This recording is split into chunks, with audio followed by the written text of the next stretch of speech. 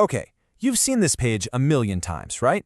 It's so familiar, we barely even notice it anymore. But what if I told you this is one of the most important and most overlooked pages on the entire internet? Let's take a closer look together. I want you to really think about that for a second. Try to see this not as a website, but as a door, a single entrance that leads to a huge, huge part of your life. So, what's actually behind it, and what does it take to get through? All right, so first things first, we need to re-examine this page. Let's stop seeing it as just a boring login form and start seeing it for what it truly is, the front door to your digital home. Now, to open this door, you obviously need a key. But this isn't just any old key. We're talking about a master key for pretty much your entire digital life. So let's really dig into what that means. This is the first big mental shift we have to make. That box where you type in your email or phone number, that's not just an address. It's one half of an incredibly powerful key. You're not just logging in to check your mail. You're unlocking a vault. And that key, it has an official name, your Google account. It's really just one username and one password that acts as a universal pass to a whole universe of connected products and services. And this is where the power of that one key becomes crystal clear.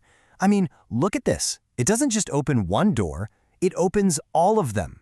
Your private emails, your crucial files on Drive, your viewing history on YouTube, all your memories and photos, your entire life schedule and calendar, it's all behind this one single point of entry. So, when you have a master key to something this valuable, security is absolutely everything. Let's look at the tools right here on this page that are designed to protect that key. You know, there's this little sentence right here on the sign-in page that we've all probably read 1,000 times and just ignored. But it's actually a really direct, really important warning from Google. Let's break down why it matters so much. The best way to think about it is like this. Signing in on your own laptop is like using the front door to your own house. It's your space, you trust it. But signing in at the library or on a friend's phone, that's like using your key in a busy hotel lobby. You definitely don't want to leave it sitting on the counter for the next person to find. And that's why Google gives you these exact instructions on how to be a safe guest. Using a private or guest window is like having a door that automatically locks behind you and, more importantly, doesn't remember your key. Then, when you're done, closing all the windows, make sure you leave no trace behind. And what happens if you do lose your key? Or, let's be real, you just forget your password again?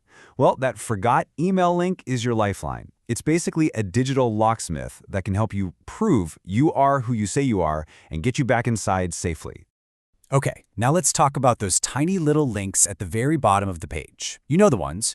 Every house has rules, and your digital home is no exception. These links, help, privacy, and terms are the rules of the house that you agree to the second you step inside. You can think of it as your digital lease agreement. It's pretty simple, really. The privacy link explains what the landlord, Google in this case, does with your data. And the terms link, well, that lays out the rules that you, the tenant, have to follow to keep using the service. And here's the part that gets almost everybody.